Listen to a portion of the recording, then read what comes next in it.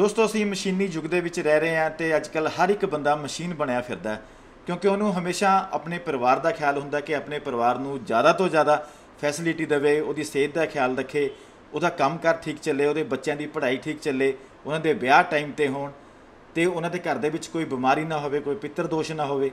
ਇਹ ਸਾਰੀਆਂ ਗੱਲਾਂ ਵਾਸਤੇ ਉਹਦੇ ਮਨ ਦੇ ਵਿੱਚ ਵਿਚਾਰ ਤਾਂ ਹੁੰਦੇ ਨੇ ਪਰੰਤੂ ਉਹਦੇ ਕੋਲ ਟਾਈਮ ਨਹੀਂ ਹੁੰਦਾ। ਜੇ ਉਹਦੇ ਕੋਲ ਟਾਈਮ ਹੁੰਦਾ ਤਾਂ ਉਹਦੇ ਕੋਲ ਕੋਈ ਅਜਿਹਾ ਸ਼ਖਸ ਨਹੀਂ ਹੁੰਦਾ ਜਿਹੜਾ ਕਿ ਉਹਦੇ ਇਹਨਾਂ ਸਾਰੀਆਂ ਗੱਲਾਂ ਦਾ ਹੱਲ ਕਰਕੇ ਦੇ ਦੇਵੇ। ਪਰੰਤੂ ਅੱਜ ਅਸੀਂ ਤੁਹਾਨੂੰ ਮਿਲਾਉਣ ਜਾ ਰਹੇ ਹਾਂ ਇੱਕ ਅਜਿਹੇ ਡਾਕਟਰ ਦੇ ਨਾਲ ਜਿਹੜਾ ਕਿ ਨਾ ਸਿਰਫ ਬੋਡੀ ਨੂੰ ਸੰਭਾਲ ਕੇ ਰੱਖਦਾ ਬਲਕਿ ਤੁਹਾਡੇ ਜੋ ਕਰਮ ਹੈਗੇ ਨੇ, ਤੁਹਾਡੇ ਜੋ ਪਿੱਤਰ ਦੋਸ਼ ਹੈਗੇ ਨੇ, ਤੁਹਾਡੇ ਜੋ ਪਿਛਲੇ ਕਾਰਨਾਮੇ ਹੈਗੇ ਨੇ, ਉਹਨਾਂ ਸਭਾਂ ਨੂੰ ਵੀ ਉਹ ਹੀਲਿੰਗ ਕਰਦਾ, ਉਹਨਾਂ ਦਾ ਇਲਾਜ ਕਰਦਾ।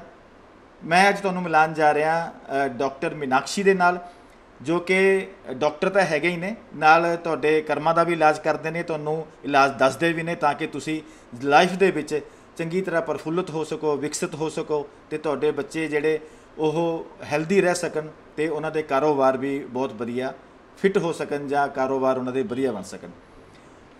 ਮੈਡਮ ਤੁਹਾਡਾ ਬਹੁਤ ਬਹੁਤ ਸਵਾਗਤ ਹੈ ਸਾਡੇ ਚੈਨਲ ਦੇ ਉੱਤੇ। ਨਮਸਕਾਰ।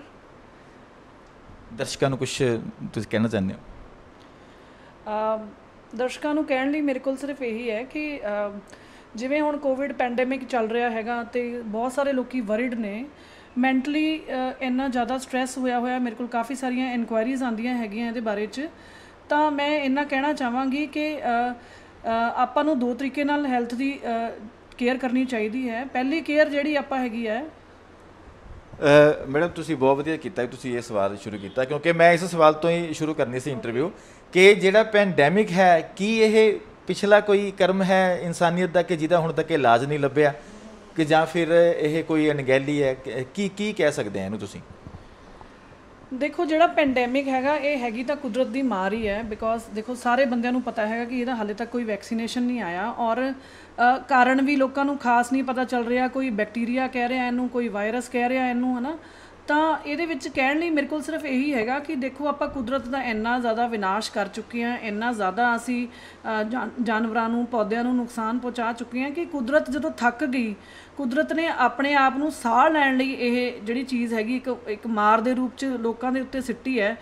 ਮੈਂ ਇਹ ਕਹਿਣਾ ਚਾਹਾਂਗੀ ਕਿ ਪਰਮਾਤਮਾ ਨੇ ਜੀਣ ਮਰਨ ਦਾ ਹੱਕ, ਕੁਦਰਤ ਨੇ ਜੀਣ ਮਰਨ ਦਾ ਹੱਕ ਹਾਲੇ ਵੀ ਆਪਣੇ ਕੋਲ ਹੀ ਰੱਖਿਆ ਹੋਇਆ ਹੈ। ਇਨਸਾਨ ਨੂੰ ਇਸ ਸੋਚ 'ਚੋਂ, ਇਸ ਘਮੰਡ 'ਚੋਂ ਬਾਹਰ ਆਉਣਾ ਚਾਹੀਦਾ ਹੈ ਅਤੇ ਸਰੈਂਡਰ ਮੋਡ 'ਚ ਰਹਿਣਾ ਚਾਹੀਦਾ ਹੈ, ਆਪਣੇ ਆਪ ਨੂੰ ਸਮਰਪਿਤ ਕਰਕੇ ਰਹਿਣਾ ਚਾਹੀਦਾ। ਜਿਹੜੇ ਈਸ਼ਵਰ ਨੇ, ਜਿਹੜੇ ਪਰਮਾਤਮਾ ਨੇ ਸਾਨੂੰ ਇਹ ਸਾਹਾਂ ਦਿੱਤੀਆਂ ਹੈਗੀਆਂ, ਸਾਨੂੰ ਜਿਹੜੀ ਇਹ ਬ੍ਰੈਥ ਦਿੱਤੀ ਹੈਗੀ ਹੈ, ਜਿਹੜੀ ਕਿ ਸਾਨੂੰ ਬਿਲਕੁਲ ਫ੍ਰੀ ਆਫ ਕਾਸਟ ਟਰੀਜ਼ ਤੋਂ ਹੀ ਮਿਲਦੀ ਹੈ। ਕਾਰਬਨ ਡਾਈਆਕਸਾਈਡ ਟਰੀਜ਼ ਲੈਂਦੇ ਹੈਗੇ ਆ, ਆਕਸੀਜਨ ਟਰੀ ਛੱਡਦੇ ਹੈਗੇ ਆ, ਤਾਂ ਹੀ ਅਸੀਂ ਜਿੰਦਾ ਹਾਂ।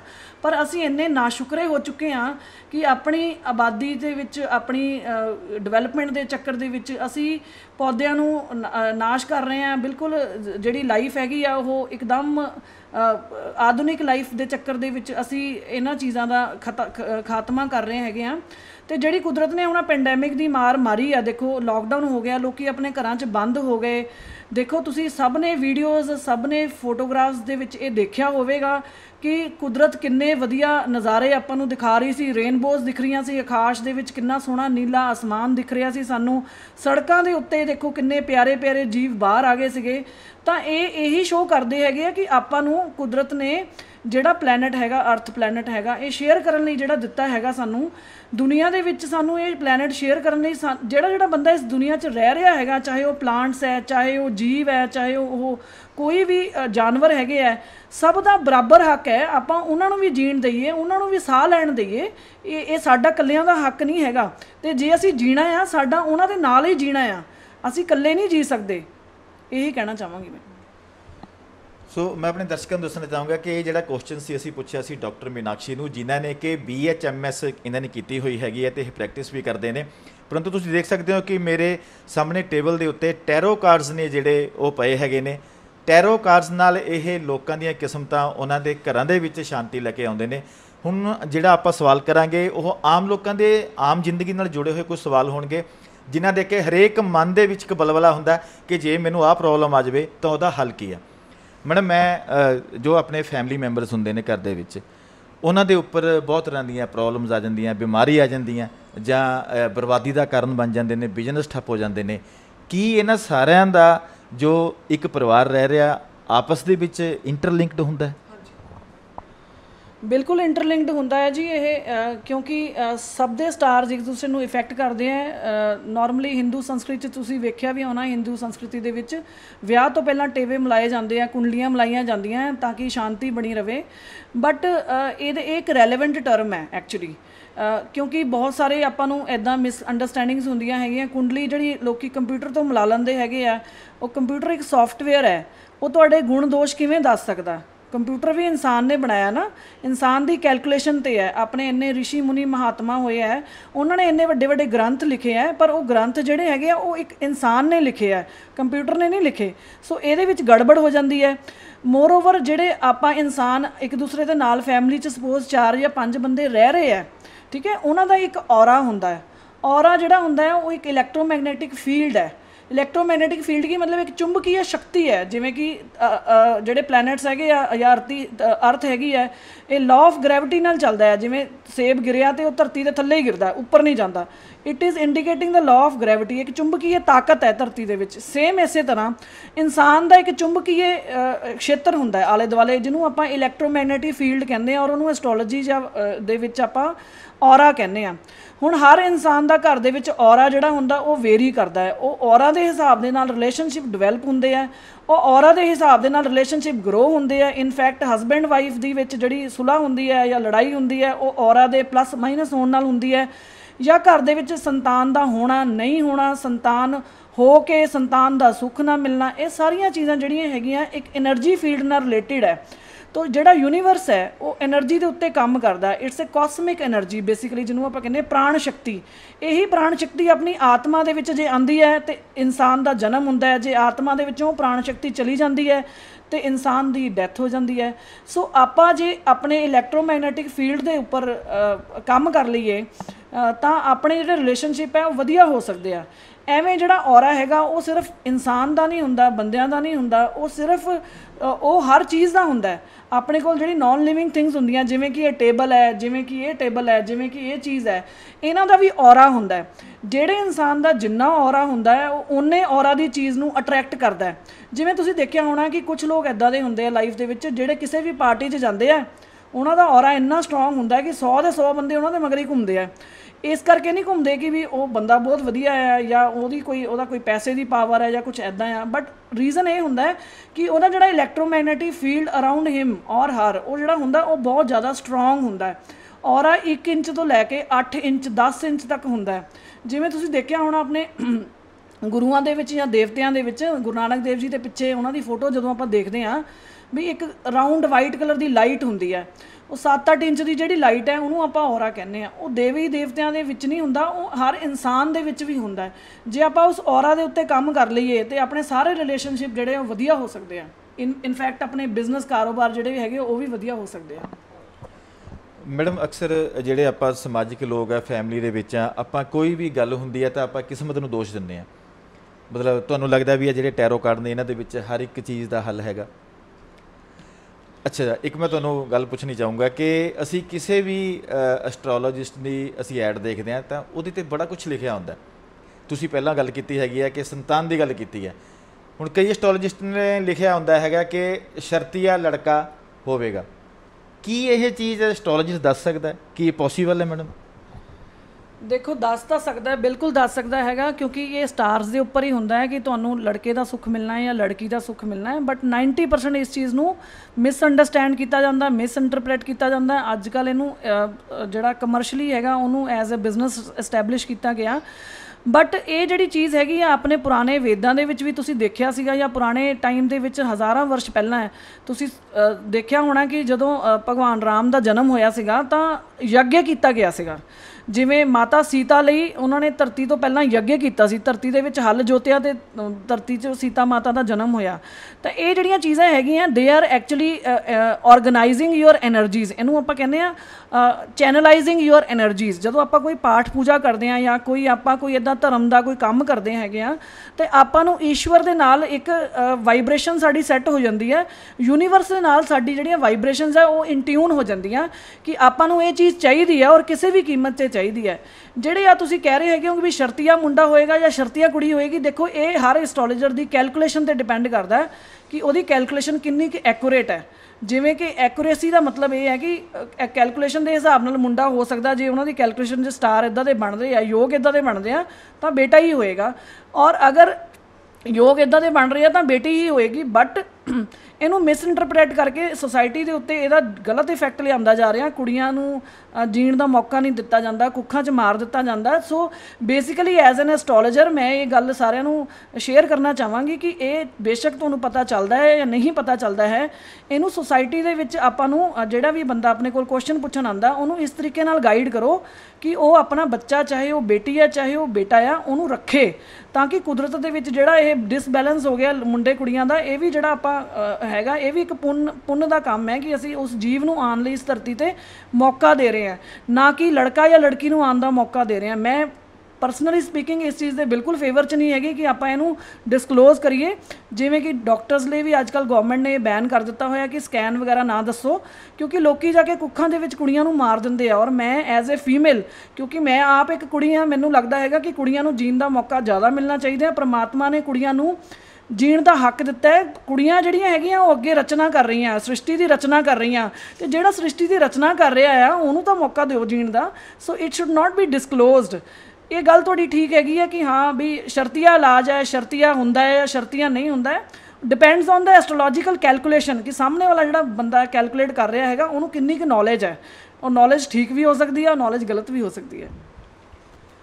ਮੈਡਮ, ਬਹੁਤ ਸਾਰੇ ਲੋਕਾਂ ਦੀ ਸਮੱਸਿਆ ਹੁੰਦੀ ਹੈ, ਅਸੀਂ ਦੇਖਦੇ ਹਾਂ ਕਿ ਲੋਕ ਬੜੀ ਮਿਹਨਤ ਨਾਲ ਪੈਸਾ ਇਕੱਠਾ ਕਰਦੇ ਨੇ, ਆਪਣੇ ਬੇਟੇ ਨੂੰ ਜਾਂ ਆਪਣੇ ਇੱਕ ਵਾਈਫ ਹੈਗੀ ਆਪਣੇ ਹਸਬੈਂਡ ਨੂੰ ਕੋਈ ਕਾਰੋਬਾਰ ਖੋਲ੍ਹਦੇ ਨੇ, ਕੋਈ ਵਪਾਰ ਖੋਲ੍ਹਦੇ ਨੇ, ਕੋਈ ਫੈਕਟਰੀ ਲਾਉਂਦੇ ਨੇ ਜਾਂ ਕੋਈ ਭਾਰੀ ਇਨਵੈਸਟਮੈਂਟ ਕਰਦੇ ਨੇ ਜਾਂ ਕੋਈ ਦੁਕਾਨ ਖੋਲ੍ਹਦੇ ਨੇ। ਅਕਸਰ ਉਹਨਾਂ ਦੇ ਕੰਮ ਕਾਰ ਨਹੀਂ ਚੱਲਦੇ। ਤੇ ਤੁਸੀਂ ਇਸ ਗੱਲ 'ਚ ਬਲੀਵ ਕਰਦੇ ਹੋ ਕਿ ਉਹ ਉੱਥੇ ਕੋਈ ਜਗ੍ਹਾ ਦੇ ਵਿੱਚ ਜੋ ਦੋਸ਼ ਹੋਏਗਾ ਜਾਂ ਕੋਈ ਭੂਮੀ ਪੂਜਨ ਨਹੀਂ ਕੀਤਾ? ਮੈਂ ਇਸ ਗੱਲ ਨੂੰ ਨਹੀਂ ਮੰਨਦਾ। ਮੈਡਮ, ਕੀ ਤੁਸੀਂ ਕਲੈਰੀਫਾਈ ਕਰੋਗੇ ਇਸ ਗੱਲ ਨੂੰ? ਜਿਵੇਂ ਕਿ ਵੀਰ ਜੀ ਨੇ ਹੁਣੇ ਕਿਹਾ ਹੈਗਾ, ਕਾਫੀ ਸਾਰੇ ਕੇਸਿਸ ਇੱਦਾਂ ਦੇ ਹੁੰਦੇ ਆ ਜਿਹਦੇ ਵਿੱਚ ਜਗ੍ਹਾ 'ਚ ਦੋਸ਼ ਹੁੰਦਾ, ਇਹਨੂੰ ਆਪਾਂ ਭੂਮੀ ਦੋਸ਼ ਕਹਿੰਦੇ ਆ। ਉਹ ਆਪਾਂ ਨੂੰ ਕੁੰਡਲੀ ਦੇਖ ਕੇ ਪਤਾ ਚੱਲ ਜਾਂਦਾ ਹੈਗਾ ਕਿ ਇੱਥੇ ਇਹ ਕੰਮ ਚੱਲਣਾ ਜਾਂ ਨਹੀਂ ਚੱਲਣਾ ਹੈਗਾ। ਕਈ ਵਾਰੀ ਜਗ੍ਹਾ ਦੋਸ਼ ਕਰਕੇ ਸੰਤਾਨ ਦੀ ਪ੍ਰਾਪਤੀ ਨਹੀਂ ਹੁੰਦੀ। ਕਈ ਵਾਰੀ ਜਿਹੜੇ ਲੋਕਾਂ ਨੇ ਆਪਣੇ ਬਿਜ਼ਨਸ ਸਟਾਰਟ ਕੀਤੇ ਹੁੰਦੇ ਆ ਉਹ ਪੂਰੇ ਨਹੀਂ ਪੈਂਦੇ, ਉਹਨਾਂ ਦੇ ਘਾਟੇ ਪੈਣ ਲੱਗ ਜਾਂਦੇ ਆ। ਤਾਂ ਮੈਂ ਇਹਦੇ ਲਈ ਸਿਰਫ ਦੋ ਛੋਟੀਆਂ ਜਿਹੀਆਂ ਗੱਲਾਂ ਕਹਾਂਗੀ ਕਿ ਇੱਕ ਤਾਂ ਇਹ ਆਪਣੇ ਪਿਛਲੇ ਜਨਮ ਦੇ ਕਰਮਾਂ ਦਾ ਫਲ ਹੁੰਦਾ। ਦੇਖੋ, ਸੰਤਾਨ ਜਿਹੜੀ ਹੈਗੀ ਆ ਉਹ ਦੋ ਤਰੀਕੇ ਦੀ ਹੁੰਦੀ ਆ। ਇੱਕ ਤਾਂ ਤੁਹਾਨੂੰ ਸੁੱਖ ਦੇਣ ਆਉਂਦੀ ਆ, ਇੱਕ ਤੁਹਾਡੇ ਤੋਂ ਸੁੱਖ ਲੈਣ ਆਉਂਦੀ ਆ। ਠੀਕ ਹੈ, ਹੁਣ ਉਹ ਡਿਪੈਂਡ ਕਰਦਾ ਤੁਹਾਡੀ ਕੁੰਡਲੀ ਦੇ ਵਿੱਚ ਗ੍ਰਹਿ ਕਿੱਦਾਂ ਦੇ ਆ, ਤੁਸੀਂ ਪਿਛਲੇ ਜਨਮ 'ਚ ਸੰਚਿਤ ਕਰਮਾਂ ਜਿਹੜੇ ਇਕੱਠੇ ਕੀਤੇ ਆ ਉਹ ਕਿਵੇਂ ਦੇ ਆ। ਠੀਕ ਹੈ, ਇਹਦੇ ਨਾਲ ਰਿਲੇਟਡ ਮੈਂ ਤੁਹਾਨੂੰ ਇੱਕ ਛੋਟੀ ਜਿਹੀ ਸਟੋਰੀ ਵੀ ਸੁਣਾ ਦਾਂਗੀ, ਤੁਹਾਨੂੰ ਤੁਸੀਂ ਉਹਦੇ ਨਾਲ ਰਿਕਾਲ ਕਰ ਸਕਦੇ ਹੋ ਕਿ ਮੈਂ ਕੀ ਕਹਿਣਾ ਚਾਹੁੰਦੀ ਹਾਂ। ਜਿਵੇਂ ਕਿ ਦੁਰਯੋਧਨ ਨੇ ਮਹਾਭਾਰਤ ਖਤਮ ਹੋਣ ਤੋਂ ਬਾਅਦ ਪੁੱਛਿਆ ਕ੍ਰਿਸ਼ਨ ਜੀ ਨੂੰ ਕਿ ਵੀ ਪਾਂਡਵ ਤਾਂ 5 ਦੇ 5 ਜੀਂਦੇ ਆ। ਠੀਕ ਹੈ, ਮੈਂ ਇੱਦਾਂ ਦੇ ਕਿਹੜੇ ਕਰਮ ਕੀਤੇ ਸੀਗੇ ਕਿ ਮੇਰੇ 100 ਪੁੱਤਰਾਂ 'ਚੋਂ ਇੱਕ ਵੀ ਪੁੱਤਰ ਨਹੀਂ ਜਿੰਦਾ ਬਚਿਆ। ਤਾਂ ਕ੍ਰਿਸ਼ਨ ਜੀ ਨੇ ਇਹ ਗੱਲ ਕਹੀ ਕਿ ਵੀ ਅੱਜ ਤੋਂ 2000 ਸਾਲ ਪਹਿਲਾਂ ਤੂੰ ਇੱਕ ਸ਼ਿਕਾਰੀ ਸੀਗਾ। ਠੀਕ ਹੈ, ਤੂੰ ਸ਼ਿਕਾਰੀ ਸੀਗਾ, ਤੂੰ ਇੱਕ ਕਬੂਤਰ ਨੂੰ ਮਾਰਿਆ। ਕਬੂਤਰ ਨੂੰ ਜਦੋਂ ਮਾਰਿਆ ਤੂੰ ਤੀਰ ਤੇ ਉਹਦੀ ਅੱਖ ਵਿੱਚ ਜਾ ਕੇ ਲੱਗਿਆ, ਉਹਦੀ ਅੱਖ 'ਚ ਲੱਗਿਆ ਤੇ ਉਹ ਅੰਨਾ ਹੋ ਗਿਆ। ਇਸ ਕਰਕੇ ਤੂੰ ਇਸ ਜਨਮ 'ਚ ਅੰਨਾ ਆ। ਜਦੋਂ ਤੇਰੀ ਵਾਈਫ ਮਤਲਬ ਕਬੂਤਰੀ ਨੇ ਤੈਨੂੰ ਅੰਨਾ ਹੁੰਦੇ ਹੋਏ ਵੇਖਿਆ, ਉਹ ਇੰਨਾ ਰੋਈ ਕਿ ਉਹ ਵੀ ਅੰਨੀ ਹੋ ਗਈ। ਦੋਨੋਂ ਅੰਧੇ ਹੋਣ ਤੋਂ ਬਾਅਦ ਜਿਹੜੇ ਪੇੜ 'ਤੇ ਜਾ ਕੇ ਬੈਠੇ, ਠੀਕ ਹੈ, ਉਸ ਪੇੜ ਦੇ ਉੱਤੇ 100 ਅੰਡੇ ਸੀਗੇ, ਪਰ ਤੈਨੂੰ ਪਤਾ ਨਹੀਂ ਸੀਗਾ। ਤੂੰ ਉਸ ਪੇੜ ਨੂੰ ਅੱਗ ਲਗਾਤੀ ਨੀਚੋਂ, 100 ਦੇ 100 ਜਿਹੜੇ ਉਹਦੇ ਬੱਚੇ ਸੀਗੇ ਉਹ ਖਤਮ ਹੋ ਗਏ। ਹੁਣ ਜੋ ਕ੍ਰਿਸ਼ਨ ਜੀ ਉਹਨੂੰ ਕਹਿੰਦੇ ਹੁਣ ਤੈਨੂੰ ਆਨਸਰ ਮਿਲ ਗਿਆ ਇਸ ਚੀਜ਼ ਦਾ। ਤਾਂ ਜਿਹੜੇ ਬੇਸਿਕਲੀ ਆਪਣੇ ਕਰਮਾਸ ਹੁੰਦੇ ਆ ਪਿੱਛੇ, ਉਹ ਆਪਣਾ ਪਿੱਛਾ ਨਹੀਂ ਛੱਡਦੇ ਕਦੀ ਵੀ। ਦੂਸਰੀ ਗੱਲ ਜਿਹੜੀ ਵੀਰ ਜੀ ਨੇ ਕਹੀ ਹੈਗੀ ਆ, ਭੂਮੀ ਦੋਸ਼ ਹੁੰਦਾ ਆ ਤਾਂ ਵੀ ਇਹ ਪ੍ਰੋਬਲਮਸ ਆਉਂਦੀਆਂ ਹੈਗੀਆਂ। ਤੀਸਰੀ ਚੀਜ਼ ਇਹ ਵੀ ਹੈਗੀ ਆ ਕਿ ਜੇ ਆਪਣੇ ਕੋਲ ਪਿੱਤਰ ਦੋਸ਼ ਹੈ ਤਾਂ ਵੀ ਆਪਣਾ ਬਿਜ਼ਨਸ ਵੱਧਦਾ ਫੁੱਲਦਾ ਨਹੀਂ ਹੈ। ਇੱਕ ਚੀਜ਼ ਮੈਂ ਹੋਰ ਇੱਥੇ ਐਡ ਕਰਨਾ ਚਾਹਾਂਗੀ ਕਿ ਜਿਵੇਂ ਆਪਣੇ ਪੁਰਾਣੇ ਗ੍ਰੰਥਾਂ ਦੇ ਵਿੱਚ, ਆਪਣੇ ਹਿੰਦੂ ਧਰਮ ਦੇ ਵਿੱਚ, ਹਿੰਦੂ ਸੰਸਕ੍ਰਿਤੀ ਦੇ ਵਿੱਚ ਇਹ ਚੀਜ਼ ਦੱਸੀ ਜਾਂਦੀ ਹੈ ਜਾਂ ਗਾਈਡ ਕੀਤੀ ਜਾਂਦੀ ਹੈ, ਜਾਂ ਗੁਰੂ ਨਾਨਕ ਦੇਵ ਜੀ ਨੇ ਵੀ ਇਸ ਚੀਜ਼ ਨੂੰ ਬੜਾ ਜ਼ੋਰ ਦਿੱਤਾ ਹੈਗਾ ਕਿ ਦਸਵੰਤ ਕੱਢੋ, ਯਾਨੀ ਕਿ ਆਪਣੀ ਕਮਾਈ ਦਾ, ਆਪਣੀ ਨੇਕ ਕਮਾਈ ਦਾ 10ਵਾਂ ਹਿੱਸਾ ਤੁਸੀਂ ਅੱਛੇ ਕੰਮਾਂ 'ਚ ਲਗਾਓ। ਠੀਕ ਹੈ, ਬਹੁਤ ਸਾਰੇ ਲੋਕ, ਬਹੁਤ ਸਾਰੇ ਸਿੱਖ ਧਰਮ ਦੇ ਲੋਕ ਇਸ ਚੀਜ਼ ਨੂੰ ਫੋਲੋ ਕਰਦੇ ਹੈਗੇ ਆ। ਸੋ ਉਹ ਲੋਕ ਮੇਰੇ ਨਾਲ ਐਗਰੀ ਕਰਨਗੇ। ਤਾਂ ਜਦੋਂ ਆਪਾਂ ਆਪਣੀ ਇੱਕ ਦਸਵੰਤ ਕੱਢਦੇ ਹੈਗੇ ਆ, ਕਮਾਈ ਦਾ 10ਵਾਂ ਹਿੱਸਾ ਕੱਢਦੇ ਆ, ਪਰਮਾਤਮਾ ਨੂੰ ਅਰਪਣ ਕਰਦੇ ਆ, ਯੂਨੀਵਰਸ ਦੇ ਵਿੱਚ ਆਪਣੀਆਂ ਵਾਈਬ੍ਰੇਸ਼ਨਸ ਜਿਹੜੀਆਂ ਹੈਗੀਆਂ ਜਾਂਦੀਆਂ ਹੈਗੀਆਂ, ਉਹ ਇਹੀ ਇੰਡੀਕੇਟ ਕਰਦੀਆਂ ਹੈਗੀਆਂ ਕਿ that this is a noble soul. ਇਹ ਜਿਹੜੀ ਸੋਲ ਹੈਗੀ ਹੈ, ਦੇਖੋ ਕੁਦਰਤ ਜਿਹੜੀ ਹੈਗੀ ਨਾ, ਉਹ ਚੰਗੀ ਚੀਜ਼ ਨੂੰ ਵਾਧਰਾ ਕਰਦੀ ਹੈ, ਜਿਹੜੀ ਚੀਜ਼ ਖਰਾਬ ਹੈ ਉਹਦਾ ਨਾਸ਼ ਤਾਂ ਹੋਣਾ ਹੀ ਹੋਣਾ। ਕਿਉਂਕਿ ਤੁਸੀਂ ਦੇਖੋ ਜਦੋਂ ਵੀ ਧਰਮ ਦਾ ਨਾਸ਼ ਹੋਇਆ ਹੈਗਾ ਤਾਂ ਉਦੋਂ ਕੋਈ ਨਾ ਕੋਈ ਇੱਦਾਂ ਦਾ ਆਪਣਾ ਦੇਵੀ ਦੇਵਤਾ ਕੋਈ ਜ਼ਰੂਰ ਆਇਆ ਇਸ ਧਰਤੀ 'ਤੇ, ਕਿਸੇ ਵੀ ਰੂਪ 'ਚ ਆਇਆ, ਤਾਂ ਕਿ ਉਸ ਚੀਜ਼ ਨੂੰ ਖਤਮ ਕੀਤਾ ਜਾਵੇ। ਹੁਣ ਜਿਵੇਂ ਕਿ ਦੁਸ਼ਹਿਰਾ ਆ ਰਿਹਾ ਹੈਗਾ, ਰਾਵਣ ਨੂੰ ਜਲਾਉਣ ਦਾ ਮਤਲਬ ਹੈ ਕਿ ਸੱਚ ਦੀ ਜਿੱਤ ਹੁੰਦੀ ਹੈ। ਇਸੇ ਤਰੀਕੇ ਨਾਲ ਜਦੋਂ ਕੁਦਰਤ ਨੂੰ ਇਹ ਸੁਨੇਹਾ ਮਿਲਦਾ ਕਿ ਇਹ ਇਨਸਾਨ, ਇਹ ਜਿਹੜੀ ਰੂਹ ਹੈ, ਇਹ ਜਿਹੜਾ ਇਨਸਾਨ ਹੈ, ਇਹਦਾ ਜਿਹੜੀ ਕਮਾਈ ਹੈ ਉਹ ਨੇਕ ਕਮਾਈ ਹੈ ਔਰ ਇਹ ਦੁਨੀਆ ਦੇ ਵਿੱਚ ਕੁਝ ਚੰਗਾ ਲੈ ਕੇ ਆਏਗਾ, ਸ੍ਰਿਸ਼ਟੀ ਦੇ ਵਿੱਚ ਕੁਝ ਵਾਧਰਾ ਕਰੇਗਾ, ਤਾਂ ਪਰਮਾਤਮਾ ਉਹਨੂੰ ਜ਼ਰੂਰ ਬਲੈਸਿੰਗਸ ਦਿੰਦਾ ਹੈ। ਮੈਡਮ ਦੇਖੋ, ਟੈਰੋ ਕਾਰਡ ਦੀ ਆਪਾਂ ਗੱਲ ਕਰੀਏ ਤਾਂ ਇੱਕ ਕਿਸਮਤ ਦੀ ਗੱਲ ਕਰਦੇ ਹਾਂ ਆਪਾਂ ਨਾਲ। ਤੁਸੀਂ ਲੋਕ ਕਿਸ ਚੀਜ਼ ਨੂੰ ਆਧਾਰ ਬਣਾ ਕੇ ਚੱਲਦੇ ਹੋ ਇਸ ਚੀਜ਼ ਦੇ ਵਿੱਚ ਕਿ ਸਾਰਿਆਂ ਦਾ ਜਿਹੜਾ ਉਪਾਅ ਹੈਗਾ ਕੋਈ ਵੀ ਪ੍ਰੋਬਲਮ ਦਾ, ਤਾਂ ਤੁਹਾਨੂੰ ਲੱਗਦਾ ਵੀ ਸਾਡੇ ਕੋਲ ਹੱਲ ਹੈਗਾ ਉਸ ਚੀਜ਼ ਦਾ? ਦੇਖੋ, ਮੈਂ ਦੋ ਚੀਜ਼ਾਂ ਦੇ ਵਿੱਚ ਇਹਦਾ ਆਨਸਰ ਦੇਣਾ ਚਾਹਾਂਗੀ। ਕੁੰਡਲੀ ਦੇ ਹਿਸਾਬ ਨਾਲ ਵੀ ਆਪਾਂ ਕੰਮ ਕਰਦੇ ਹੈਗੇ ਆ, ਤੇ ਇੱਕ ਆਪਾਂ ਕਰਮ ਦੇ ਹਿਸਾਬ ਨਾਲ ਵੀ ਕੰਮ ਕਰਦੇ ਹਾਂ। ਜਿਵੇਂ ਗੀਤਾ 'ਚ ਸ਼੍ਰੀ कृष्ण जी ने किया ਸੀਗਾ कि कर्म कर और फल की इच्छा ना कर। इसका मतलब क्या हुआ? इसका मतलब ये हुआ कि अगर हम काम ही नहीं करेंगे तो हमें फल कैसे मिलेगा? अगर कुंडली में सपोज हमारा राजयोग है, और राजयोग अचीव करने के लिए हमें 15 साल के लिए सपोज कोई ट्रेनिंग लेनी है, किसी आश्रम में जाके किसी गुरु से शिक्षा लेनी है, युद्ध की शिक्षा लेनी है, या कुछ भी ऐसा काम करना है, और हम वो कर ही नहीं रहे हैं, तो कुंडली क्या कर लेगी आपकी? अगर वो योग आपने फलित करना है तो आपको कर्म भी करना पड़ेगा साथ में। मैडम, ਜਿਹੜਾ ਸਿੱਖ ਧਰਮ ਹੈ ਹਿੰਦੂ ਧਰਮ ਦੇ ਵਿੱਚੋਂ ਹੀ ਇਹ ਬਣਿਆ ਹੋਇਆ ਧਰਮ ਹੈਗਾ। ਹਿੰਦੂ ਤੇ ਸਿੱਖ ਇਹੋ ਜਿਹੇ ਧਰਮ ਹੈਗੇ ਆ ਕਿ ਜਿਹੜੇ ਪੁਨਰ ਜਨਮ ਨੂੰ ਮੰਨਦੇ ਨੇ। ਇਸੇ ਕਰਕੇ ਅਸੀਂ ਲੋਕ ਆਪਣੇ ਜਿਹੜੇ ਸਾਡੇ ਫੈਮਿਲੀ ਮੈਂਬਰ ਸਾਥ ਛੱਡ ਜਾਂਦੇ ਨੇ, ਉਹਨਾਂ ਦਾ ਸੰਸਕਾਰ ਕਰਦੇ ਹਾਂ, ਦਾਹ ਸੰਸਕਾਰ ਕਰਦੇ ਹਾਂ। ਹਾਲਾਂਕਿ ਹੋਰ ਕਿਸੇ ਧਰਮ ਦੇ ਵਿੱਚ ਨਹੀਂ ਕਰਦੇ, ਮੁਸਲਿਮ ਮੋਮਡਨ ਨਹੀਂ ਕਰਦੇ ਹੈਗੇ, ਜਾਂ ਈਸਾਈ ਲੋਕ ਨੇ ਉਹ ਵੀ ਨਹੀਂ ਕਰਦੇ ਹੈਗੇ, ਸਭ ਦੇ ਆਪਣੇ ਆਪਣੇ ਰਿਚੁਅਲਸ ਹੈਗੀਆਂ ਨੇ, ਪਰ ਅਸੀਂ ਲੋਕ ਕਰਦੇ ਹਾਂ। ਪਰ ਹੁਣ ਕਿਸੇ ਨੂੰ ਪਤਾ ਕਿਵੇਂ ਲੱਗੇਗਾ ਕਿ ਮੈਂ ਪਿਛਲੇ ਜਨਮ ਦੇ ਵਿੱਚ ਕੀ ਸੀ? ਨਾ ਤਾਂ ਉਹ ਯਾਦ ਹੁੰਦਾ ਕਿਸੇ ਨੂੰ। ਉਹਨੂੰ ਕਿਵੇਂ ਪਤਾ ਲੱਗੇਗਾ ਵੀ ਮੈਂ ਚੰਗਾ ਸੀ ਪਿਛਲੇ ਜਨਮ ਜਾਂ ਮਾੜਾ ਸੀ? ਕਿਸ ਤਰ੍ਹਾਂ ਪਤਾ ਲਗਾਏਗਾ ਉਹ? ਦੇਖੋ, ਇਹਦੇ ਲਈ ਇੱਕ ਤਾਂ ਪਾਸਟ ਲਾਈਫ ਰਿਗਰੈਸ਼ਨ ਥੈਰੇਪੀਜ਼ ਹੁੰਦੀਆਂ ਹੈਗੀਆਂ। ਜੇ ਕੋਈ ਇੰਟਰਸਟਿਡ ਹੋਵੇ they can come to us, ਅਸੀਂ ਕਰਦੇ ਹੈਗੇ ਆ। ਇਹਨੂੰ ਆਪਾਂ ਪਿਛਲੇ ਜਨਮ ਦੀ, ਪੂਰਵ ਜਨਮ ਦੀ ਯਾਤਰਾ ਕਹਿੰਦੇ ਹੈਗੇ ਆ। 45 ਮਿੰਟ ਤੋਂ 1.5 ਈਅਰ ਦਾ ਇੱਕ ਸੈਸ਼ਨ ਹੁੰਦਾ ਹੈਗਾ ਇਹ। ਤੁਸੀਂ ਇਹ ਸੈਸ਼ਨ ਦੇ ਵਿੱਚ ਆਪਣੇ ਪਿਛਲੇ ਜਨਮ ਬਾਰੇ ਜਾਣ ਸਕਦੇ ਹੋ ਜੇ ਤੁਹਾਨੂੰ ਬਹੁਤ ਜ਼ਿਆਦਾ ਕਿਉਰਿਓਸਿਟੀ ਹੁੰਦੀ ਹੈ। ਦੂਸਰੀ ਚੀਜ਼ ਇਹ ਹੁੰਦੀ ਹੈ ਕਿ ਜਿਹੜੀ ਆਪਣੀ ਪ੍ਰੈਜ਼ੈਂਟ ਕੁੰਡਲੀ ਹੁੰਦੀ ਹੈ, ਕੁੰਡਲੀ ਦੇ ਵਿੱਚ ਜਿਹੜੇ ਘਰਾਂ ਦਾ ਸਥਾਨ ਹੁੰਦਾ, ਜਿਹੜੇ ਪਲੈਨਟਸ ਦੀ ਪੋਜੀਸ਼ਨ ਹੁੰਦੀ ਹੈ, ਉਸ ਪੋਜੀਸ਼ਨ ਦੇ ਹਿਸਾਬ ਨਾਲ ਵੀ ਸਾਨੂੰ ਇਹ ਪਤਾ ਚੱਲ ਜਾਂਦਾ ਜਿਹੜਾ 5ਵਾਂ ਘਰ ਹੁੰਦਾ ਹੈ ਇਨਸਾਨ ਦੀ ਕੁੰਡਲੀ ਦੇ ਵਿੱਚ, ਉਹ ਪਿਛਲੇ ਜਨਮਾਂ ਨਾਲ ਰਿਲੇਟਡ ਹੁੰਦਾ। ਇਸ ਕਰਕੇ ਉੱਥੋਂ ਸਾਨੂੰ ਇਹ ਪਤਾ ਚੱਲ ਜਾਂਦਾ ਕਿ ਬੰਦੇ ਦੇ ਪਿਛਲੇ ਜਨਮ ਕਿਵੇਂ ਦੇ ਹੈਗੇ ਆ। ਤੇ ਇੱਕ ਮੇਰਾ ਸਵਾਲ ਹੋ ਰਿਹਾ ਮੈਡਮ, ਬਹੁਤ ਸਾਰੀ ਅਸੀਂ ਐਡਸ ਦੇਖਦੇ ਹਾਂ, ਉਹਨਾਂ ਦੇ ਵਿੱਚ ਅੱਜ ਕੱਲ੍ਹ ਐਕਚੁਅਲੀ ਇਹਦੇ ਵਿੱਚ ਲੋਕਾਂ ਨੂੰ ਧੋਖਾ ਦੇਣ ਵਾਲੇ ਲੋਕ ਬਹੁਤ ਆ ਗਏ ਨੇ, ਜਿਨ੍ਹਾਂ ਦੇ ਪ੍ਰੋਫੈਸ਼ਨ ਵੀ ਨਹੀਂ ਹੈ, ਕੋਈ ਪੜ੍ਹਾਈ ਵੀ ਨਹੀਂ ਕੀਤੀ ਹੁੰਦੀ, ਬੜੀ ਐਡਸ ਦਿੰਦੇ ਨੇ ਉਹ। ਅਤੇ ਉਹਨਾਂ 'ਚ ਖਾਸ ਕਰਕੇ ਇੱਕ ਗੱਲ ਬੜੀ ਲਿਖੀ ਹੁੰਦੀ ਆ ਮੋਟਾ ਕਰਕੇ, ਕਿ ਕਿਸੇ ਦੀ ਘਰ ਵਾਲੀ ਛੱਡ ਕੇ ਚਲੀ ਗਈ, ਜਾਂ ਕਿਸੇ ਦੀ ਪਿਆਰ ਕਰਦਾ ਕੋਈ ਮਾਸ਼ੂਕ ਛੱਡ ਕੇ ਚਲੀ ਗਈ, ਕੋਈ ਕੀਤਾ ਕਰਾਇਆ, ਉਹਨੂੰ ਸ਼ਰਤੀਆ ਬੁਲਾਓ। ਮੈਡਮ, ਬਣਦੀ ਤਾਂ ਹਸਬੈਂਡ ਵਾਈਫ 'ਚ ਆਪਣੀ ਨਹੀਂ ਹੁੰਦੀ। ਜੋ ਬਿਲਵਡ ਇੱਕ ਦੂਜੇ ਨੂੰ ਪਿਆਰ ਕਰਦੇ ਆ, ਜਵਾਨ ਨਾਲ ਇੱਕ ਦੂਜੇ ਨੂੰ ਗਾਲਾਂ ਕੱਢਦੇ ਆ ਜਾਂ ਜਲੀਲ ਕਰਦੇ ਆ, ਬਣਦੀ ਆਪਸ 'ਚ ਨਹੀਂ ਹੈਗੀ, ਅਤੇ ਬਾਅਦ 'ਚ ਕਸੂਰ ਨਿਕਲਦਾ ਕਰਮਾਂ ਦਾ। ਇਹ ਕਿਵੇਂ ਹੋ ਸਕਦਾ? ਕਿਵੇਂ ਇੱਕ ਪੰਡਤ ਵਾਪਸ ਬੁਲਾ ਸਕਦਾ ਗਈ ਹੋਈ ਘਰ ਵਾਲੀ ਨੂੰ? ਥੋੜਾ ਜਿਹਾ ਪਿੱਛੇ ਕਰ ਲਓ।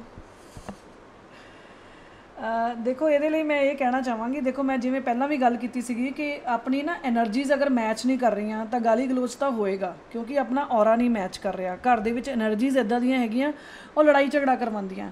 ਜਿੱਥੋਂ ਤੱਕ ਤੁਸੀਂ ਇਹ ਕਹਿ ਰਹੇ ਹੋ ਵੀ ਕੁੰਡਲੀਆਂ ਦਾ ਦੋਸ਼ ਹੈ, ਵੀ ਭੱਜ ਕੇ ਵਾਪਸ ਆ ਜਾਣਗੀਆਂ, ਨਹੀਂ ਆਉਣਗੀਆਂ, ਸਟਾਰਸ ਵੀ ਰਿਸਪੌਂਸੀਬਲ ਹੁੰਦੇ ਆ। ਦੇਖੋ, ਅਗਰ ਕਿਸੇ ਦਾ ਕੇਤੂ 12ਵੇਂ ਘਰ 'ਚ ਹੈਗਾ ਆ, ਉਸ ਬੰਦੇ ਦਾ ਘਰ ਗ੍ਰਸਤੀ 'ਚ ਮਨ ਨਹੀਂ ਲੱਗੇਗਾ।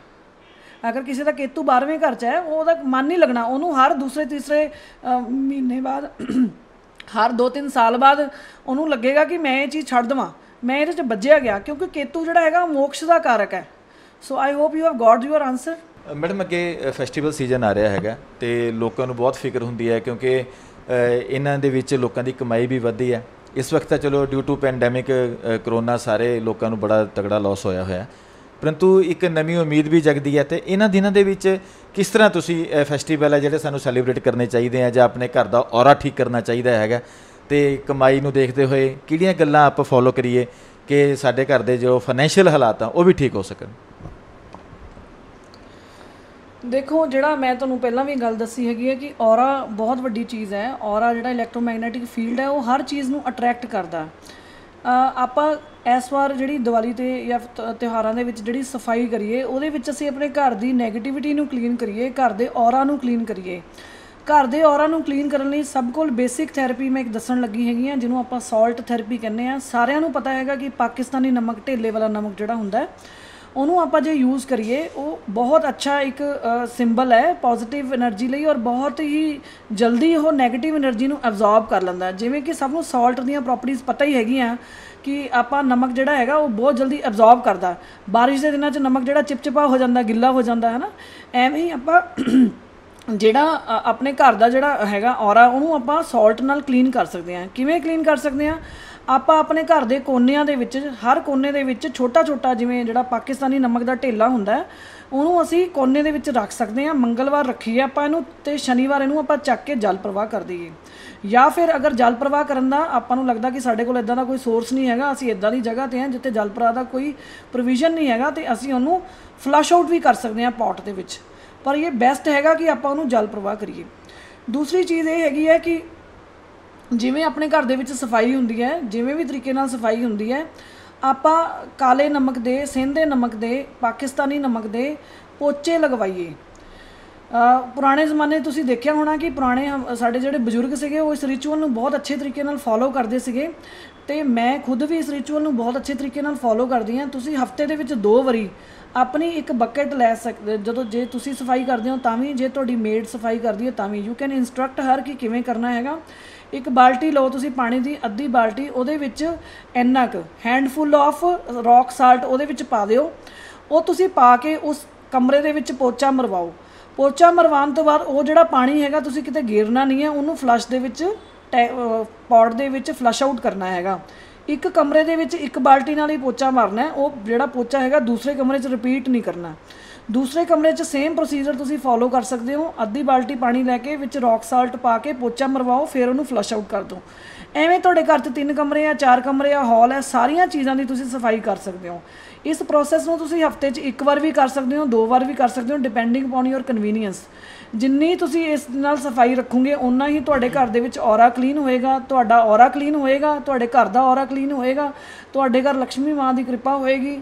ਓਬਵੀਅਸਲੀ ਜਿੱਥੇ ਚੰਗੀਆਂ ਚੀਜ਼ਾਂ ਹੋਣਗੀਆਂ ਲਕਸ਼ਮੀ ਔਰ ਸਰਸਵਤੀ ਨੇ ਉੱਥੇ ਹੀ ਆਉਣਾ ਹੈਗਾ। ਹੁਣ ਇੱਥੇ ਆਪਾਂ ਗੱਲ ਕਰਦੇ ਹਾਂ ਕਿ ਅਸੀਂ ਘਰ ਦਾ ਔਰਾ ਕਲੀਨ ਕਰ ਲਿਆ। ਘਰ ਦਾ ਔਰਾ ਕਲੀਨ ਕਰਨ ਦੇ 2 ਤਰੀਕੇ ਹੈਗੇ ਆ। ਪੁਰਾਣੇ ਜ਼ਮਾਨੇ ਤੁਸੀਂ ਦੇਖਿਆ ਹੋਣਾ ਕਿ ਮੋਰ ਦੇ ਖੰਭ ਬਹੁਤ ਯੂਜ਼ ਕਰਦੇ ਸੀ ਲੋਕੀ, ਇੱਥੋਂ ਤੱਕ ਕਿ ਮੰਦਿਰ ਗੁਰਦੁਆਰਿਆਂ ਦੇ ਵਿੱਚ ਝਾੜਾ ਵੀ ਕਰਦੇ ਉਹਦਾ, ਫਾਂਡਾ ਵੀ ਕਰਦੇ ਉਹਦਾ। ਕਿਉਂ ਕਰਦੇ ਆ?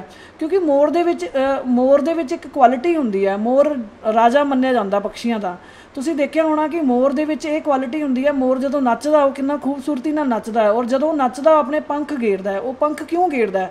ਉਹ ਪੰਖ ਪੀਹਨ ਨੂੰ ਅਟਰੈਕਟ ਕਰਨ ਲਈ ਗੇਰਦਾ ਹੈਗਾ। ਤਾਂ ਜਿਹੜੇ ਉਹਦੇ ਨੈਚੁਰਲੀ ਡਰਿਵਨ ਪੰਖ ਹੁੰਦੇ ਆ, ਜੇ ਤੁਸੀਂ ਉਹ ਆਪਣੇ ਘਰ ਦੇ ਵਿੱਚ ਰੱਖਦੇ ਹੋ, ਆਪਣੇ ਲਿਵਿੰਗ ਰੂਮ 'ਚ ਰੱਖਦੇ ਹੋ, ਜਾਂ ਆਪਣੇ ਘਰ ਦੇ ਵਿੱਚ ਉਹਦਾ ਹੀ ਇੱਕ ਪੋਚਾ ਮਾਰਦੇ ਹੋ, ਜਾਂ ਉਹਦਾ ਹੀ ਇੱਕ ਝਾੜੂ ਮਾਰਦੇ ਹੋ, ਜਿਵੇਂ ਮੰਦਿਰ ਦੇ ਵਿੱਚ ਝਾੜੂ ਜਿਹੜੇ ਹੁੰਦੇ ਆ ਉਹ ਮੋਰ ਦੇ ਖੰਭਾਂ 'ਤੇ ਬਣੇ ਹੁੰਦੇ ਆ। ਇਹਨਾਂ ਦੇ ਵਿੱਚ ਇੰਨੀ ਕੁ ਤਾਕਤ ਹੁੰਦੀ ਹੈ ਕਿ ਤੁਹਾਡੇ ਘਰ ਦੇ ਵਿੱਚ ਕੋਈ ਵੀ ਨੈਗੇਟਿਵ ਤਾਕਤ ਜਿਹੜੀ ਹੈਗੀ ਆ, ਕੀਤਾ ਕਰਾਇਆ ਹੈਗਾ, ਉਹਨੂੰ ਖ਼ਤਮ ਕਰਦੇ ਹੈਗੇ ਆ। ਹੁਣ ਆਪਾਂ ਗੱਲ ਕਰੀਏ ਕਿ ਅਸੀਂ ਆਪਣੇ ਆਪ ਨੂੰ ਕਿਵੇਂ ਕਲੀਨ ਕਰਨਾ ਹੈ। ਅਸੀਂ ਆਪਣੇ ਆਪ ਨੂੰ 2 ਤਰੀਕੇ ਨਾਲ ਕਲੀਨ ਕਰ ਸਕਦੇ ਹਾਂ। ਅਸੀਂ ਜਦੋਂ ਆਫਿਸ ਤੋਂ ਵਾਪਸ ਆਈਏ ਤਾਂ ਅਸੀਂ ਈਵਨਿੰਗ ਦੇ ਵਿੱਚ ਸਾਲਟ ਥੈਰੇਪੀ ਲੈ ਸਕਦੇ ਹਾਂ। ਸਾਲਟ ਥੈਰੇਪੀ ਕਿਵੇਂ ਲੈਣੀ? ਅਸੀਂ ਪੂਰਾ ਨਹਾ ਲਿਆ, ਸਿਰ ਤੋਂ ਸਮੇਤ ਜੋ ਵੀ ਕਰਨਾ ਸੀ ਅਸੀਂ ਸ਼ੈਂਪੂ ਸਾਬੁਨ ਲਗਾ ਕੇ ਨਹਾ ਲਿਆ। ਉਸ ਤੋਂ ਬਾਅਦ ਅਸੀਂ ਪਾਣੀ ਦੇ ਵਿੱਚ ਰੌਕ ਸਾਲਟ ਪਾਇਆ ਇੱਕ ਬਾਲਟੀ ਦੇ ਵਿੱਚ, ਅਤੇ ਉਹ ਬਾਲਟੀ ਜਿਹੜੀ ਹੈ ਸਿਰ ਤੋਂ ਪੈਰ ਤੱਕ ਅਸੀਂ ਉਹਦੇ ਨਾਲ ਦੁਬਾਰਾ ਨਹਾ ਲਿਆ। ਇਹ ਜਿਹੜੀ ਥੈਰੇਪੀ ਹੈਗੀ ਇਹ ਰਿਚੁਅਲ ਬੜਾ ਹੀ ਇੰਪੋਰਟੈਂਟ ਹੈਗਾ। ਇਹ ਸਾਡੇ ਆਲੇ ਦੁਆਲੇ ਜਿੰਨੀਆਂ ਵੀ ਨੈਗੇਟਿਵ ਐਨਰਜੀਜ਼ ਹੁੰਦੀਆਂ ਉਹਨੂੰ ਖ਼ਤਮ ਕਰ ਦਿੰਦਾ।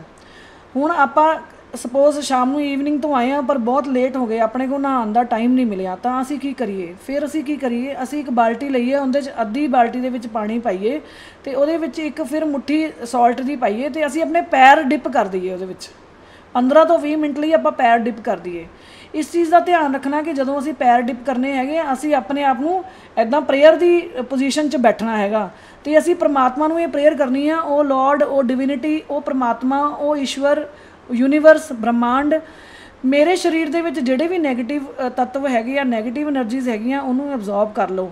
ਇਸ ਪਾਣੀ ਦੇ ਥਰੂ ਉਹ ਜਿਹੜੀਆਂ ਐਨਰਜੀਜ਼ ਆ ਉਹ ਬਾਹਰ ਨਿਕਲ ਜਾਣ। ਤੁਸੀਂ ਇਹ ਨੋਟਿਸ ਕਰੋਗੇ ਜਦੋਂ ਤੁਸੀਂ ਇਹਨੂੰ 21 ਦਿਨ ਲਗਾਤਾਰ ਕਰੋਗੇ ਕਿ ਤੁਹਾਡੇ ਜਿਹੜੇ ਪੈਰ ਪਾਏ ਹੋਏ ਬਾਲਟੀ ਹੈ ਉਹ ਕਦੀ ਉਹਦੇ ਵਿੱਚ ਕਾਲਾ ਰੰਗ ਹੋ ਜਾਏਗਾ, ਕਦੀ ਗ੍ਰੇ ਰੰਗ ਹੋ ਜਾਏਗਾ। ਉਹ ਜਿਹੜੇ ਟੌਕਸਿਨਸ ਹੈ, ਉਹ ਜਿਹੜੀ ਨੈਗੇਟਿਵਿਟੀ ਹੈ, ਸਾਰੀ ਉਹਦੇ ਵਿੱਚ ਹੌਲੀ ਹੌਲੀ ਆਣੀ ਸ਼ੁਰੂ ਹੋ ਜਾਂਦੀ ਹੈ। That is cleaning your ਔਰਾ। And trust me guys, ਇਹ ਵਾਲਾ ਜਿਹੜਾ ਪ੍ਰੋਸੈਸ ਹੈਗਾ ਮੈਂ ਖੁਦ ਕਰਦੀ ਹਾਂ ਪੈਰ ਡਿਪ 'ਚ ਕਰਨ ਦਾ, ਔਰ ਮੈਂ ਦੇਖਿਆ ਹੋਇਆ ਕਦੀ ਪਾਣੀ ਗ੍ਰੇ ਹੋ ਜਾਂਦਾ, ਕਦੀ ਪਾਣੀ ਬਲੈਕ ਹੋ ਜਾਂਦਾ। ਹਰ ਕਿਸੇ ਨੂੰ ਪ੍ਰੋਬਲਮ ਹੁੰਦੀ ਹੈ। ਆਪਾਂ ਹਰ ਬੰਦੇ ਨੂੰ ਜਦੋਂ ਵੀ ਮਿਲਦੇ ਹਾਂ, ਹਰ ਬੰਦੇ ਦੀਆਂ ਐਨਰਜੀਜ਼ ਅਲੱਗ-ਅਲੱਗ ਹੈ।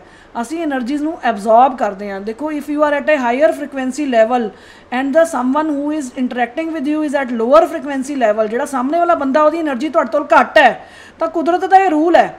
ਏਸੀ ਦੇ ਵਿੱਚ ਕੀ ਹੁੰਦਾ, ਦੇਖੋ ਮੈਂ ਸਮਝਾਉਣ ਦਾ ਤਰੀਕਾ ਤੁਹਾਨੂੰ ਦੱਸ ਰਹੀ ਹਾਂ। ਏਸੀ ਜਦੋਂ ਆਪਾਂ ਚਲਾਉਂਦੇ ਹਾਂ, ਇੱਕ ਕਮਰੇ 'ਚ ਏਸੀ ਨਹੀਂ ਚੱਲ ਰਿਹਾ, ਇੱਕ 'ਚ ਚੱਲ ਰਿਹਾ, ਜਦੋਂ ਵੀ ਆਪਾਂ ਦਰਵਾਜ਼ਾ ਖੋਲ੍ਹਦੇ ਹਾਂ, ਕੂਲਿੰਗ ਜਿਹੜੀ ਆ ਜਿੱਧਰ ਨਹੀਂ ਚੱਲ ਰਿਹਾ ਹੁੰਦਾ ਉੱਧਰ ਨੂੰ ਭੱਜਦੀ ਹੈ। ਜਦੋਂ ਆਪਾਂ ਹੀਟਰ ਚਲਾਉਂਦੇ ਹਾਂ, ਇੱਕ ਕਮਰੇ 'ਚ ਹੀਟਰ ਚੱਲ ਰਿਹਾ, ਦੂਜੇ 'ਚ ਨਹੀਂ ਚੱਲ ਰਿਹਾ, ਹੀਟਰ ਦੀ ਜਿਹੜੀ ਵਾਰਮਥ ਹੈਗੀ ਹੈ ਉਹ ਦੂਸਰੇ ਕਮਰੇ 'ਚ ਭੱਜਦੀ ਹੈ। ਮਤਲਬ ਪ੍ਰੈਸ਼ਰ ਡਿਫਰੈਂਸ ਜਿੱਥੇ ਆਏਗਾ ਉਹ ਚੀਜ਼ ਉੱਧਰ ਨੂੰ ਮੂਵ ਕਰੇਗੀ। Same is with hour ਔਰਾ ਐਨਰਜੀਜ਼।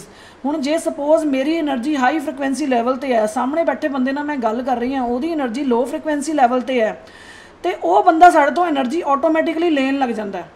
ਤੁਸੀਂ ਇਹ ਫੀਲ ਕੀਤਾ ਹੋਏਗਾ ਕਿ ਜ਼ਿੰਦਗੀ 'ਚ ਕਈ ਵਾਰ ਆਪਾਂ ਨੂੰ ਇੱਦਾਂ ਦੇ ਲੋਕਾਂ ਨਾਲ ਸਾਹਮਣਾ ਹੋ ਜਾਂਦਾ ਕਿ ਅਸੀਂ ਉਹਨਾਂ ਨੂੰ ਮਿਲਦੇ ਹਾਂ ਅਤੇ ਘਰ ਆ ਕੇ ਅਸੀਂ ਬਹੁਤ ਥੱਕਿਆ ਫੀਲ ਕਰਦੇ ਹਾਂ।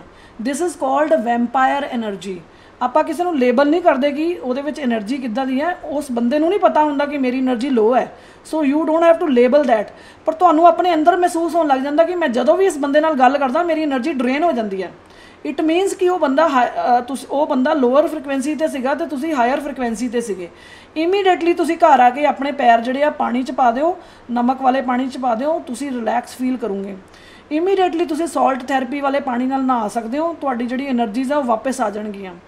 ਠੀਕ ਹੈ, ਸੋ ਇਸ ਤਰੀਕੇ ਨਾਲ ਅਸੀਂ ਆਪਣੀ ਘਰ ਦੀ ਐਨਰਜੀ ਔਰ ਆਪਣੀ ਐਨਰਜੀ ਨੂੰ ਕਲੀਨ ਕਰ ਸਕਦੇ ਹਾਂ। ਔਰਾ ਕਲੀਨ ਹੋਏਗਾ ਤਾਂ ਪੈਂਡੈਮਿਕ ਵੀ ਸਾਡੇ 'ਤੇ ਕੋਈ ਅਟੈਕ ਨਹੀਂ ਕਰ ਸਕਦਾ।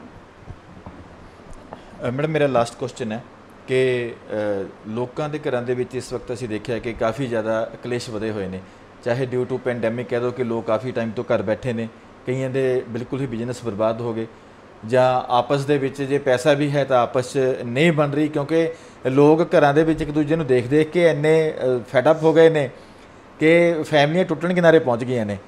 ਕੀ ਲੋਕਾਂ ਨੂੰ ਸਲਾਹ ਦੇਣਾ ਚਾਹੋਗੇ ਇਸ ਮੌਕੇ ਵੀ ਜਿਨ੍ਹਾਂ ਦੇ ਘਰਾਂ ਦੇ ਵਿੱਚ ਕਲੇਸ਼ ਹੈ ਉਹਨਾਂ ਨੂੰ ਕੀ ਕਰਨਾ ਚਾਹੀਦਾ, ਕਿਉਂਕਿ ਫੈਸਟੀਵਲ ਸੀਜ਼ਨ ਅੱਗੇ ਹੈ? ਦੇਖੋ, ਇਸ ਲਈ ਮੈਂ ਇਹ ਗੱਲ ਕਹਿਣਾ ਚਾਹਾਂਗੀ ਕਿ ਦੇਖੋ, ਇਹ ਸਿਚੁਏਸ਼ਨ ਵੀ ਆਈ ਹੈ ਘਰ 'ਚ ਇਕੱਠੇ ਰਹਿਣ ਦੀ, ਹਸਬੈਂਡ ਨਾਲ ਰਹਿਣ ਦੀ, ਫੈਮਲੀਆਂ ਦੇ ਇਕੱਠੇ ਰਹਿਣ ਦੀ, ਲੋਕਡਾਊਨ ਵਾਲੀ ਸਿਚੁਏਸ਼ਨ ਵੀ ਆਈ ਹੈ। ਜੇ ਆਪਾਂ ਇਹਨੂੰ ਅੱਖਾਂ ਬੰਦ ਕਰਕੇ ਰਿਅਲਾਈਜ਼ ਕਰਨ ਦੀ ਕੋਸ਼ਿਸ਼ ਕਰੀਏ ਤਾਂ ਕਿਸੇ ਟਾਈਮ 'ਤੇ ਜਨਾਨੀਆਂ ਇਹ ਮੰਗਦੀਆਂ ਸੀ ਕਿ ਘਰ ਵਾਲਾ ਮੇਰੇ ਕੋਲ ਹੀ ਰਵੇ। ਇਹ ਆਪਣੀ ਯੂਨੀਵਰਸ ਨੇ ਇੱਛਾ ਹੀ ਪੂਰੀ ਕੀਤੀ ਹੈ, ਪਰ ਸਾਨੂੰ ਉਸ ਇੱਛਾ ਨੂੰ ਐਕਸੈਪਟ ਕਰਨਾ ਨਹੀਂ ਆਇਆ। ਸਾਨੂੰ ਸਮਝ ਨਹੀਂ ਆਇਆ ਕਿ ਜਿਹੜੇ ਆਰਡਰ ਅਸੀਂ ਪਹਿਲਾਂ ਯੂਨੀਵਰਸ 'ਚ ਦਿੱਤੇ ਹੋਏ ਸੀਗੇ ਉਹੀ ਹੁਣ ਸਾਹਮਣੇ ਆ ਰਹੇ ਆ। ਜਿੱਥੋਂ ਤੱਕ ਲੜਾਈ ਝਗੜੇ ਦਾ ਸਵਾਲ ਹੈਗਾ, ਮੈਂ ਇਸ ਟਾਈਮ ਜਿਵੇਂ ਕਰਵਾ ਚੌਥ ਵੀ ਆ ਰਿਹਾ ਹੈਗਾ, ਦੀਵਾਲੀ ਵੀ ਆ ਰਹੀ ਹੈ, ਤਾਂ I will be telling people ਕਿ ਅਗਰ ਤੁਸੀਂ ਆਪਣੇ ਰਿਲੇਸ਼ਨਸ਼ਿਪਸ ਨੂੰ ਇੰਪਰੂਵ ਕਰਨਾ ਚਾਹੁੰਦੇ ਹੋ, ਉਹਦੇ ਲਈ ਇੱਕ ਛੋਟਾ ਜਿਹਾ ਕੰਮ ਕਰੋ।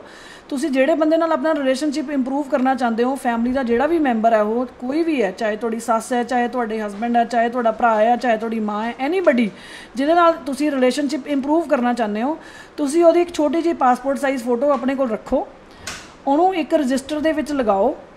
ਰਜਿਸਟਰ ਦੇ ਵਿੱਚ ਲਗਾ ਕੇ ਤੁਸੀਂ ਇਹ ਕਹੋ ਕਿ ਮੈਨੂੰ ਤੇਰੀ ਆਹ ਖੂਬੀ ਬਹੁਤ ਪਸੰਦ ਹੈ। ਜਿਵੇਂ ਕਿ ਮੈਂ ਤੁਹਾਨੂੰ ਇੱਕ ਐਗਜ਼ਾਮਪਲ ਦਿੰਦੀ ਹਾਂ, ਜੇ ਤੁਸੀਂ ਆਪਣੇ ਹਸਬੈਂਡ ਨਾਲ ਰਿਲੇਸ਼ਨਸ਼ਿਪ ਇੰਪਰੂਵ ਕਰਨਾ ਚਾਹੁੰਦੇ ਹੋ, ਤੁਹਾਡੀ ਲੜਾਈ ਝਗੜਾ ਬਹੁਤ ਹੋ ਰਿਹਾ ਹੈਗਾ, ਤੁਸੀਂ ਆਪਣੇ ਹਸਬੈਂਡ ਦੀ ਫੋਟੋ ਇੱਕ ਡਾਇਰੀ ਜਾਂ ਇੱਕ ਕਾਪੀ ਜਾਂ ਇੱਕ ਰਜਿਸਟਰ ਦੇ ਵਿੱਚ ਲਿਆ ਕੇ ਲਗਾਓ, ਉੱਤੇ ਹਸਬੈਂਡ ਦਾ ਨਾਮ ਲਿਖੋ, ਉਸ ਫੋਟੋ ਨੂੰ ਦੇਖੋ 5 ਮਿੰਟ ਲਈ, ਔਰ ਇੱਕ ਗ੍ਰੀਨ ਕਲਰ ਦੇ ਪੈਨ ਨਾਲ ਜਾਂ ਫਿਰ ਰੈੱਡ ਕਲਰ ਦੇ ਪੈਨ ਦੇ ਨਾਲ ਉਹਨੂੰ ਨੀਚੇ ਲਿਖੋ। ਫਸਟ ਪੁਆਇੰਟ ਲਿਖੋ ਉਹਦਾ ਕਿ ਆਈ ਲਵ ਯੂ। ਆਪਣੇ ਹਸਬੈਂਡ ਨੂੰ ਲਿਖੋ ਆਈ ਲਵ ਯੂ, ਮੈਂ ਤੈਨੂੰ ਬਹੁਤ ਪਿਆਰ ਕਰਦੀ ਹਾਂ, ਮੈਨੂੰ ਤੇਰੇ ਵਿੱਚ ਜਿਹੜੀ ਕੁਆਲਿਟੀ ਹੈਗੀ ਹੈ ਕਿ ਤੂੰ ਹਮੇਸ਼ਾ ਖੁਸ਼ ਰਹਿਣਾ ਅਤੇ ਖੁਸ਼ੀ ਵੰਡਦਾ ਆ, ਉਹ ਬਹੁਤ ਪਸੰਦ ਹੈ। Thank you, thank you, thank you. 3 ਵਾਰ ਤੁਸੀਂ ਉਹਦਾ ਧੰਨਵਾਦ ਕਰੋ ਯੂਨੀਵਰਸ ਨੂੰ। ਸੈਕਿੰਡ ਕੁਆਲਿਟੀ ਉਹਦੀ ਲਿਖੋ that I love you because you are loyal to me, ਕਿ ਤੂੰ ਮੇਰੇ ਲਈ ਹੀ ਲੋਇਲ ਹੈ, ਮੈਂ ਇਸ ਲਈ ਤੇਰੀ ਬਹੁਤ ਸ਼ੁਕਰਗੁਜ਼ਾਰ ਹਾਂ। ਯੂਨੀਵਰਸ ਨੂੰ ਇਹਦਾ ਥੈਂਕ ਯੂ ਬੋਲੋ, thank you, thank you, thank you. ਤੀਸਰੀ ਉਹਦੀ ਕੁਆਲਿਟੀ ਲਿਖੋ that you are very caring towards our family, you are taking all the financial responsibilities in the family, I am very thankful to you, thank you, thank you, thank you।